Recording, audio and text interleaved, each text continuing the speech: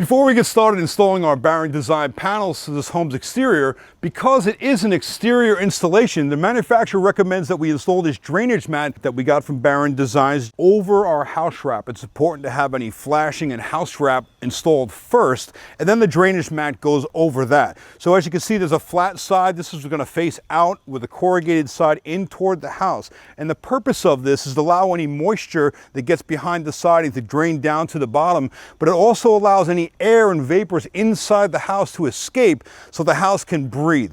So we're going to go ahead and staple this up, and then we can get started laying out our panels. Orient the roll so that the grid side faces the wall and the smoother side faces out.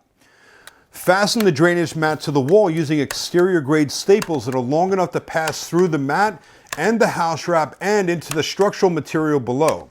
Adhesive will not be used when installing over the house wrap.